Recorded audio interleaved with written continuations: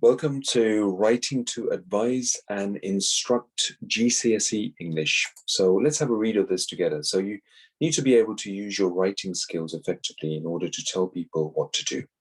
So firstly, giving instructions and offering advice. So when you instruct, you simply tell people what to do. For example, a manual or a safety leaflet, for example, actually tells you what to do, how to build something, for example.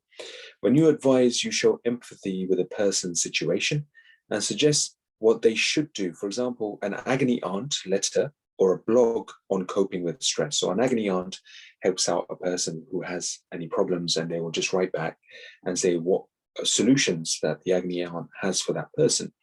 A blog on coping with stress obviously gives advice on how you can cope with stress.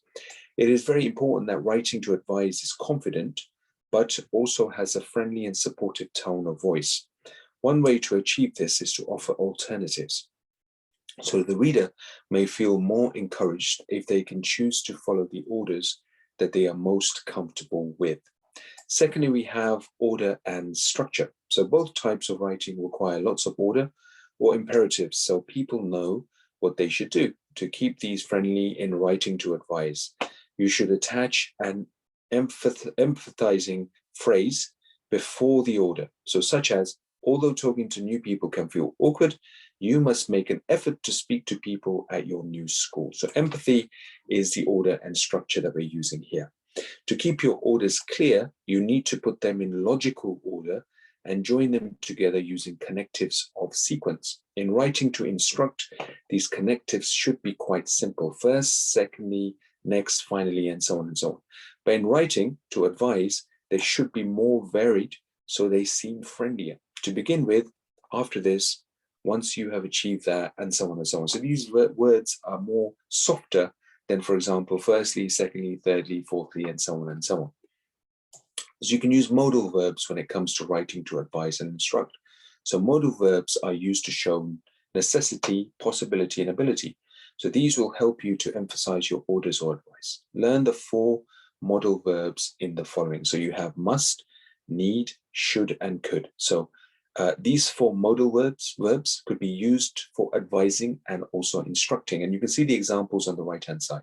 So for must, for example, you must prove to your friends that they can trust you again. So that's an advice. You must turn off the electricity at the mains before continuing. That is instructing. And you can use exactly the same 4 words when it comes to advising and interacting as well. So this is just giving you examples of how to advise and instruct if a question like this turned up in your GCSE final exam paper. So show you are right. So to encourage the reader to follow your advice or instructions, you need to use a few techniques to show that you are right. First, address the reader using you, as this will make them feel the writing is personalized only for their attention.